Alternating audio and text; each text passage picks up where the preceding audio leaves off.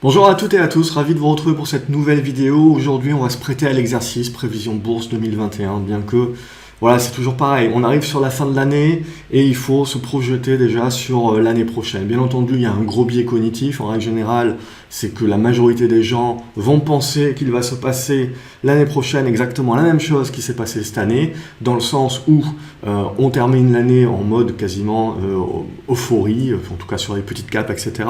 Donc en gros, on est très positif, très optimiste pour l'année à venir. Et malgré qu'il y a toujours le Covid, bien entendu, qu'il y a les mutations, tout ce qu'on veut pour servir de prétexte évidemment à retomber dans la peur, on est quand même globalement optimiste pour jouer derrière la fin du Covid, la réouverture de l'économie. C'est juste une question de temps et potentiellement on pousse cette réouverture qu'on pouvait présager sur le premier trimestre, on va la décaler sur le deuxième trimestre. Évidemment, un impact sur les entreprises, mais les banques centrales sont là, les gouvernements sont là. Bien entendu, il y a toujours cette peur de dire oui, mais attendez, une fois qu'on va retirer les aides, tout ça, tout ce château de cartes va s'effondrer. Ben, c'est justement ça l'enjeu, on en avait parlé dans une précédente vidéo. Est-ce que, après tant d'efforts, tant de cash qui est dépensé, est-ce qu'on va retirer ces aides-là? Est-ce qu'on retirera ces aides-là un jour, justement?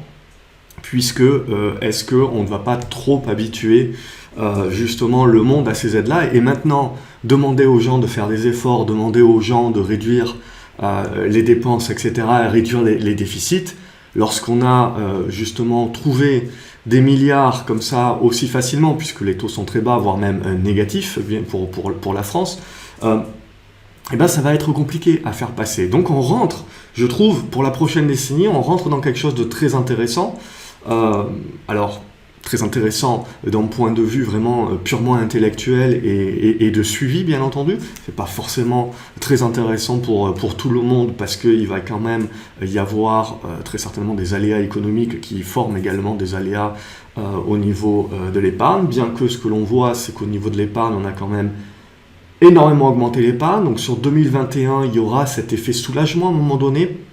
Bien entendu, c'est toujours l'effet Pareto, c'est-à-dire que c'est les ménages les plus aisés qui ont épargné le plus, mais il peut y avoir cet effet soulagement dans le sens où dès qu'on va réouvrir l'économie, en tout cas moi c'est ma perception et c'est ce que je ressens en moi-même, je vais avoir cette envie de voyager plus, de sortir plus, etc. Donc on peut avoir ce boom quelque part en mode soulagement où tout le monde sort plus, tout le monde dépense plus, et utilise un petit peu ce surplus d'épargne. De toute manière, si vous n'utilisez pas ce surplus d'épargne pour aider l'économie à se relancer, le gouvernement ne sera pas content, et donc on fera tout pour pouvoir vous sortir cet argent-là. De toute façon, on commence déjà bien entendu avec la dévaluation des monnaies, de la création inflationniste, mais si ça n'arrive pas, eh ben, on fera des lois, on fera des choses justement pour vous pousser à dépenser et pousser potentiellement les banques à commencer à vous mettre des taux négatifs sur vos encours.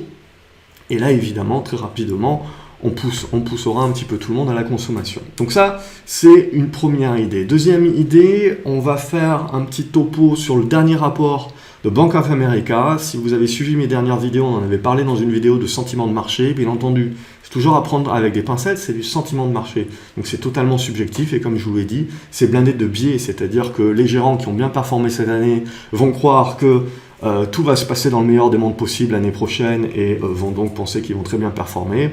Ceux qui ont très mal performé ou qui ont loupé l'essentiel du rebond, ben, eux, ils sont très pessimistes en règle générale et sont ceux qui vous parlent de bulles, etc. Comme on l'a dit dans une précédente vidéo, la bulle, en effet, on y est peut-être, mais il faut bien faire attention et se répéter inlassablement cette phrase de Peter Lynch que plus d'argent a été perdu en bourse dans l'anticipation des corrections que dans les corrections baissières en elles-mêmes. Ça a imprimé, collé sur votre écran, faites-en ce que vous voulez, mais c'est vraiment le plus important. Donc, l'indicateur Bull and Bear du Bank of America, qu'est-ce qui nous sort? Eh bien déjà, il commence à rentrer dans le rouge. Alors attention, bien entendu, vous pouvez rester dans le côté survente ou surachat et donc suroptimise ou surpeur bien plus longtemps que vous ne pouvez rester solvable, c'est toujours la même chose. Mais là, ce qui rentre en jeu, on s'en était déjà parlé dans une vidéo précédente,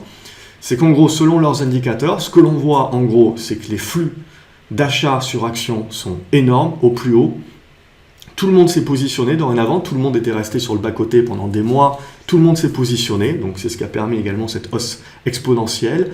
Et du coup, eh ben, il ne nous reste plus beaucoup de cash. Et comme il n'y a plus beaucoup de cash, ça, c'est quelque chose aussi qui est interprété dans l'indicateur comme un signe un petit peu négatif, puisque, vous l'avez bien compris, c'est une relation offre et demande. Même si on a des bonnes nouvelles, etc., si on n'a plus de cash, ben, on ne peut pas acheter. Et si on ne peut pas acheter, les cours ne montent pas. Donc ça aussi, c'est à prendre en ligne de compte. Et souvent, justement, c'est un besoin de pouvoir retrouver cette capacité justement à investir, cette capacité à pouvoir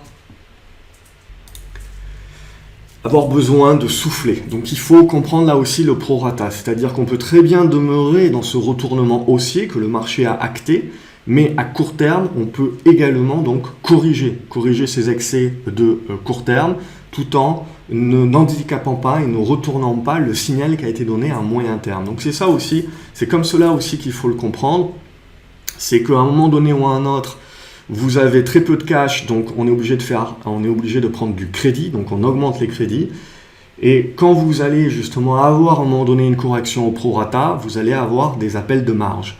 Et ces appels de marge vont donc faire quelque part le prorata, c'est-à-dire qu'on va proportionnellement à la hausse que l'on a connue, corriger d'une manière assez importante, ce qui fera bien entendu crier au crack tout le monde, etc., dès qu'on perdra 2%. Mais l'idée, c'est de bien comprendre que quand on a un marché acheteur qui s'est fait justement fueler par des liquidités, et quand on arrive à plus de liquidités, c'est le crédit qui prend le dessus, et bien à un moment donné, quand ça baissera, il faudra déboucler les positions, et ça interviendra également même avec des positions de couverture qui peuvent être du Bitcoin, qui peuvent être de l'or, qui peuvent être donc des matières premières au sens général, et c'est un retour aux liquidités. Et là, retour aux liquidités, c'est soit du cash, soit également on peut aller sur des obligations ou des obligations court terme, et on peut aller également sur donc le dollar, le yen notamment. Donc ça, c'est bien à comprendre justement, parce que si on regarde, et on va le voir dans différents graphiques, si on regarde un petit peu la mentalité des géants, puisque je rappelle c'est une enquête auprès de différents géants, on voit bien qu'il y a quand même dorénavant un suroptimisme, on voit bien que tout le monde est surpositionné. Donc si on doit avoir un avis contrariant, c'est justement de se dire ok, prudence un petit peu sur la suite, en tout cas peut-être le premier trimestre 2021, et peut-être sur le deuxième trimestre 2021, on rejouera la réouverture. Et d'ailleurs, je ferai une autre vidéo où je vais vous proposer des titres un petit peu particuliers. Alors, on pourrait faire une liste, pléthore de listes. Et là aussi, pareillement, c'est toujours dommage d'attendre la fin de l'année pour s'intéresser à un nombre de titres, puisque clairement, tous les titres que je vais vous proposer, la plupart sont déjà partis, bien entendu. Et donc, c'est sur repli qui peuvent devenir intéressants. Il y en a encore quelques-uns qui peuvent partir. Mais l'idée, voilà, c'est d'avoir ces listes-là et de ne pas attendre comme les nouvelles résolutions de début d'année pour commencer à s'y intéresser, puisque évidemment, c'est en règle générale, c'est trop tard ou trop tôt. Donc voilà un petit peu l'idée. Donc voilà ce que l'on peut dire sur ce chart. On va passer maintenant à un autre chart. Voilà, c'est pour recouper, donc vous voyez les positions en termes de cash, et donc là on voit bien en gros, vous voyez bien l'afflux de cash, et c'est dont on avait parlé ces précédents mois, je vous avais dit, les géants ont énormément de cash, ça veut dire qu'au moindre signal, ça peu importe que l'on pense seconde jambe baissière, que l'on pense que ça va mal, etc., il y a énormément de cash, il n'y a pas d'alternative, donc à la moindre bonne nouvelle, c'est du cash qui va venir s'investir sur les actions. Les obligations ne rapportent rien. Et donc l'idée, évidemment, c'est que il faut avoir cet avis contrarien, c'est-à-dire qu'on peut avoir une idée générale de dire il n'y a pas d'alternative, c'est les actions, mais avoir cette idée court terme également de se dire qu'à un moment donné, il va y avoir cette baisse au prorata, donc cette correction, qui fera revenir également sur l'obligataire, qui refera jouer une partie d'obligataire, parce que on va continuer à jouer également la baisse des taux courts des banques centrales, surtout de la banque américaine où il y a encore de la marge. Les banques centrales européennes, on verra si on est poussé à faire du négatif à un moment donné. Mais en gros, on peut encore continuer de jouer, pas le rendement des obligations, puisque ça ne rapporte plus du tout rien, mais de jouer en fait la plus-value sur les obligations, les anciennes obligations que l'on aura, puisque automatiquement, lorsque les taux baissent, leur valeur augmente puisqu'elles ont un coupon qui est plus intéressant, donc du coup elles intéressent plus, donc il y a une demande supplémentaire pour ces anciennes obligations qui vont rapporter un petit peu plus par rapport aux nouvelles. Au niveau des gouvernements, c'est toujours la même chose, on n'arrête pas de parler des déficits, etc. Mais aujourd'hui, il faut bien se dire qu'une dette n'est jamais remboursée, alors, et tout comme ça serait dérisoire, idiot, stupide, pour la confiance du système, d'annuler les dettes. Au contraire, on n'a pas besoin d'annuler, on a juste besoin de prendre des nouvelles dettes. Et aujourd'hui, on rembourse les vieilles dettes avec des taux qui avaient des taux donc supérieurs à 1 ou 2%, avec de la nouvelle dette qui a un taux aujourd'hui à moins 0,5, moins 0,1%. Donc clairement, on voit bien aussi que on pourrait être en effet dans une démarche de crise, etc., où ça pourrait devenir très compliqué si le financement de la dette était un problème. Et aujourd'hui, ce n'est pas le cas. Donc ce qu'il faut regarder, c'est l'évolution, non pas des taux bas court terme, des banques centrales qui, eux, vont rester bas, mais s'il y a des tensions à un moment donné ou à un autre sur les taux longs. C'est ça qui peut créer justement un effet, un petit peu de crainte, un effet de squeeze au-delà du Covid qui en serait potentiellement la cause. Mais là, c'est les conséquences maintenant que l'on va regarder. Donc ce niveau de cash-là est à regarder comme quelque part, même si on avait des bonnes nouvelles, on commence à manquer de cash pour pouvoir insuffler. Donc il faut peut-être souffler pour pouvoir revenir sur des niveaux qui peuvent intéresser, rebalancer les portefeuilles et pouvoir derrière reacheter. Autre chose, on voit, c'est le sentiment de marché. Globalement, on voit que le marché restait très pessimiste pendant très longtemps. Donc on pouvait rester positif justement sur le rebond. Et dorénavant, maintenant que le rebond est acté et qu'il a même pris beaucoup de force, on voit que l'optimisme est remonté. Donc c'est là justement où on se dit que on peut corriger. Et dans le pire des cas, on ne peut rien faire du tout en fait. Il y a ça aussi à comprendre, c'est que ça peut rentrer dans une forme de digestion où on va faire le yo-yo, on va construire des figures, ça peut durer des semaines. Et donc il faut éviter aussi de penser que la bourse, c'est ce qui s'est passé ces 2 derniers mois où vous achetez un truc, il y a le breakout qui se fait et vous gagnez 30% dans la journée. Donc ça aussi, va falloir, c'est ça qui peut frustrer le plus de gens justement, c'est de rentrer dans un marché à nouveau léthargique qui va se regarder dans le blanc des yeux, qui va construire des figures en attendant qu'on casse par le haut ou par le bas. Si on a des grosses corrections avec un gros creux, pour moi, ça sera vu comme des opportunités d'achat. Par tous ceux qui ont loupé le train jusqu'à présent, qui se diront bah, ça y est, c'est mon opportunité de rentrer, et par tous ceux qui avaient pris les trains et qui se diront bah, c'est le moment d'accumuler ou c'est le moment de re-rentrer en position. Donc ça, voilà, pour moi, c'est le côté positif, mais de bien comprendre la dualité, c'est-à-dire on a besoin d'abord que ça souffle ou que ça construise à plat avant de pouvoir initier éventuellement une reprise. Si on initie une nouvelle jambe haussière sans consolidation à plat durable ou une correction de type creux, c'est là où c'est le danger, parce que là vous rentrez vraiment dans un mode euphorie, et donc le prorata finira par arriver, mais il sera d'autant plus fort. Donc c'est ça également dont il faudra se méfier. Bien entendu, on continue de profiter et de danser, donc la musique joue, mais il faut se garder dans un coin de sa tête, donc de bien repérer autour de soi où sont les chaises quand la musique s'arrête pour être capable d'être réactif. Et 2021, pour moi, ça sera ce type d'année-là où il faut être actif, réactif et donc sélectionner ces dossiers de près. Et je ne pense pas qu'on rentre dans une ère où l'investisseur passif surperformera le marché comme il l'a fait, enfin d'une manière... Par définition, il ne surperforme pas le marché, il fait comme le marché, mais il surperforme, on va dire, les investisseurs actifs, comme ça a été le cas ces dernières années. Je pense que dorénavant, la rentabilité que l'on peut attendre du marché est quand même réduite par rapport à sa rentabilité historique, et que donc la surperformance va aller se chercher en étant sélectif, et donc en étant actif. Et ça peut être la revanche, comme je vous l'ai dit, des géants. Autre indicateur de sentiment de marché ici, c'est la dumb money. Alors moi, je trouve que c'est idiot de traiter les particuliers d'idiots, parce qu'ils ont été loin d'être idiots cette année, encore une fois. C'est les statistiques. Les statistiques qui veulent qu'en gros, les gérants, les pros, ils sont toujours dans le bon timing, et les investisseurs particuliers, ils sont toujours dans le mauvais timing. En gros, quand ils rentrent, c'est la fin. Parce qu'ils sont rentrés, la plupart d'entre eux, sur le bas de mars, alors que les pros sortaient des positions, eux. Donc c'est bien ça aussi, il faut bien se méfier. Bien entendu, là, on rentre dans une période assez euphorique, on voit bien qu'on achète tout et n'importe quoi, qu'on donne des valorisations à l'extrême. Mais voilà, comme je vous l'ai dit, il faut en effet s'en méfier, mais il faut éviter d'anticiper que c'est la fin de la récré. Parce qu'on ne sait pas quand est-ce que la fin de la récré sera sifflée, hein. Ça peut être tout de suite, ça peut être dans 3 mois, ça peut être dans 1 an.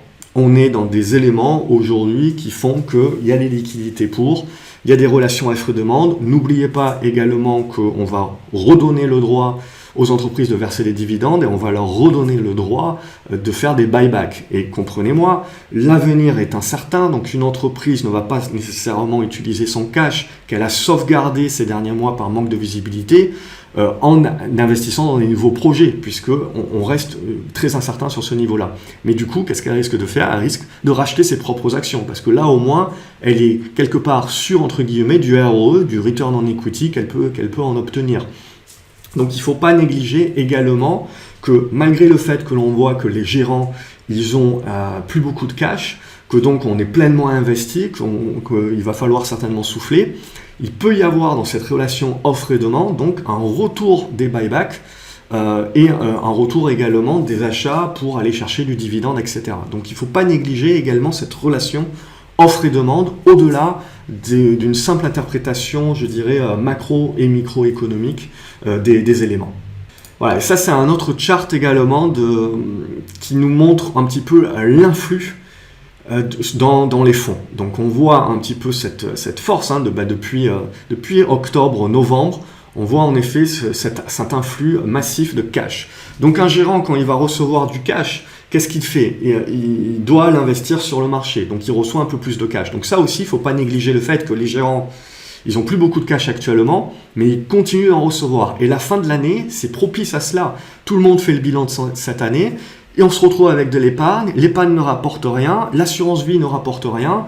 On va continuer à faire des arbitrages et éventuellement vous avez l'effet janvier où vous allez avoir beaucoup de personnes qui pendant les vacances de Noël vont se dire c'est le moment, je vais investir en bourse puisque c'est ça qui rapporte, etc.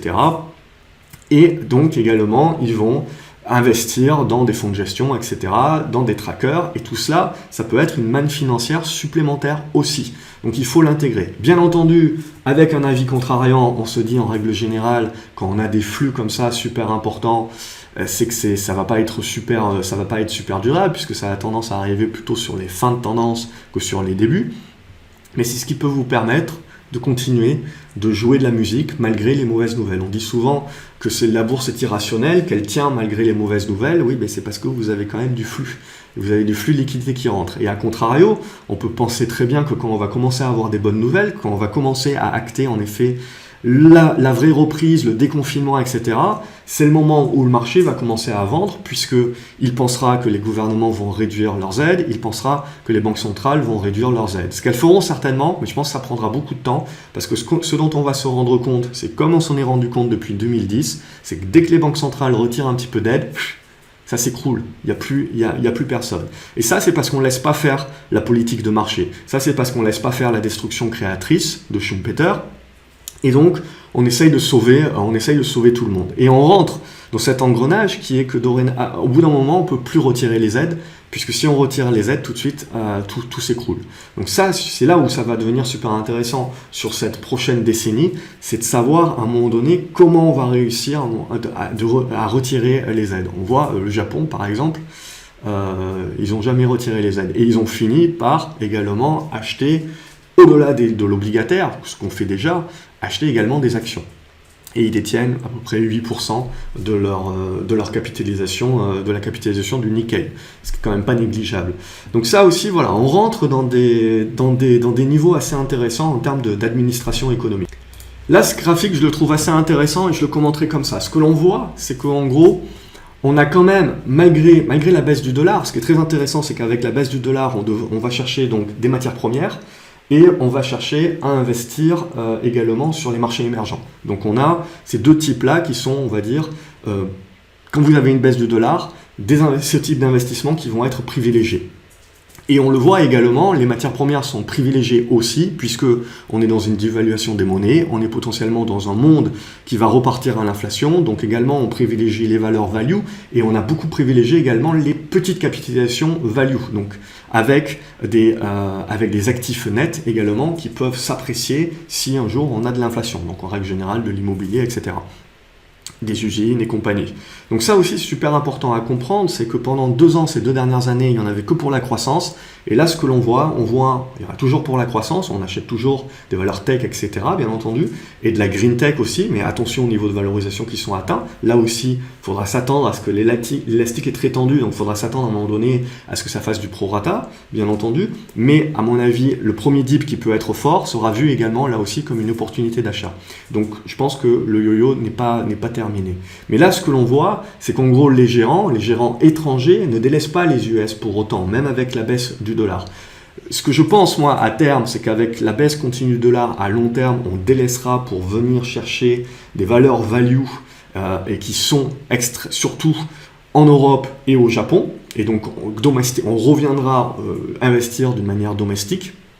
Mais pour le moment, sur cette fin d'année, n'oubliez pas qu'il y a du window dressing et qu'il faut montrer aux clients pour qu'ils restent chez nous et en attirer des nouveaux, qu'on était sur les bons coups de cette année. Donc à titre personnel, je pense que malgré la chute du dollar, les gérants sont restés et sont revenus acheter à la moindre baisse encore les valeurs technologiques. Pourquoi ? Parce qu'il faut démontrer dans notre bilan qu'on était sur les bons coups. Donc ça, je l'interpréterai comme ça pour le moment. Donc, en gros, vous l'avez compris, 2021, je ne pense pas qu'il faut penser à un scénario rectiligne. Je pense qu'il faut penser à plusieurs étapes, toujours la même chose. Donc, une partie quand même où il va falloir souffler, se reposer un petit peu. Donc, on peut avoir un rebond du dollar, un retour aux liquidités, également un rebond des obligations, en jouant uniquement la plus-value, pas le taux, bien entendu. Ce qui sera déterminant également, c'est d'observer les taux longs. Est-ce qu'il y aura une tension sur ces taux longs ou pas ? Ce qui peut créer du coup une tension sur les valeurs de croissance. Et dans ce cas-là, si le marché se met réellement à jouer le scénario de retour de l'inflation, de réouverture de l'économie et donc également de cette dépense, de ce surplus d'épargne, etc., on peut avoir un effet boost. Ce qui m'intéressera plus, c'est une fois que l'effet boost est passé, l'effet soulagement est passé, comment les gens continuent à dépenser et comment les entreprises investissent dans l'après. Et donc ça, c'est peut-être pas pour 2021, c'est peut-être pour 2022, mais c'est surtout là, si on a peur de l'après, de la crise, de comment on va s'en sortir, je dirais que c'est après l'effet soulagement qui peut durer des mois. Donc c'est là aussi que ça va être très important de bien comprendre également que dans le cycle éventuellement qui est en train de se tracer pour les 10 prochaines années, il y a certainement plusieurs étapes qui sont en train de se mettre en place. Donc pour moi, je serais tenté de dire, avec un esprit contrarien actuellement, tout le monde est sur les matières premières, tout le monde est en train de shorter le dollar, tout le monde est sur les actions. Attention au prorata, en effet, à la correction qui peut se mettre en place pour le moindre prétexte, où du coup on inversera les positions, c'est-à-dire on reviendra au cash, on reviendra sur le dollar, donc on jouera un rebond sur le dollar, et on sortira des positions même de couverture. Donc il ne faudra pas s'étonner également de voir l'or et l'argent par exemple baisser, puisqu'on aura des appels de marge sur les actions. Et de la même manière, on l'a eu à plusieurs reprises cette année, on a vu que tout de suite, dès qu'on revient au cash, on sort même les positions de couverture. Donc même le Bitcoin qui peut être interprété comme une position de couverture, et ce qui est génial dans le rapport de Bank of America de ce mois-ci, c'est qu'on voit quand même que les gérants sont à 15% investis dans le Bitcoin. Donc ils sont massivement investis dans le Bitcoin, massivement investis dans les actions, massivement investis sur les matières premières. Donc quand tout le monde joue le même trade, quand tout le monde est dans le même trade, etc., ça veut dire qu'on a un effet momentum, donc ça veut dire qu'on continue à suivre la tendance, et ça veut dire qu'il faut se méfier également qu'à un moment donné, on aura une correction qui se fera au prorata, avec les appels de marge, etc., comme j'ai dit. Ce qui ouvrira de nouvelles portes d'opportunités à ce moment-là, pour jouer toujours le scénario moyen terme, qui reste pour moi de jouer la baisse du dollar, de jouer éventuellement l'inflation, la hausse des taux longs, et donc d'être très orienté valeur value, valeur industrielle, petite valeur value exactement, et donc tout ce qui est orienté minière, etc. Je rentrerai un peu plus en détail dans une prochaine vidéo, mais globalement c'est ça l'idée. Donc bien comprendre qu'il peut y avoir un scénario de court terme, premier trimestre 2021, et un scénario où on va jouer le soulagement sur le deuxième trimestre, et peut-être le scénario de fin d'année 2021 où on joue globalement justement le fait qu'on fait la vraie rotation et on met le momentum dans la rotation. Comme je vous l'avais dit dans la précédente vidéo, c'est quelque chose qui peut mettre beaucoup de temps à se mettre en place, mais on met en place cette rotation sur les valeurs value au détriment des valeurs croissance. Ça évidemment c'est du scénario, n'hésitez pas dans les commentaires à me dire ce que vous vous voyez pour l'année 2021. Bien entendu, c'est du scénario, on va l'équilibrer au fur et à mesure de ce qu'on verra sur le marché. Dans les commentaires, dites-moi ce que vous en pensez. Vous, quel est votre scénario pour 2021? Quelles sont éventuellement les valeurs qui vont vous intéresser? Et je ferai une espèce de reprise également. Je pense que de toute façon, ça va se recouper avec celle que j'ai aussi. Et je ferai une dernière vidéo pour faire un petit focus sur ces différentes valeurs-là. Voilà, je vous souhaite une excellente journée. Merci d'avoir regardé cette vidéo jusqu'au bout, les graphes. N'oubliez pas de liker, de partager et de vous abonner à la chaîne pour ne rien louper en 2021 une nouvelle fois. Salut les graphes.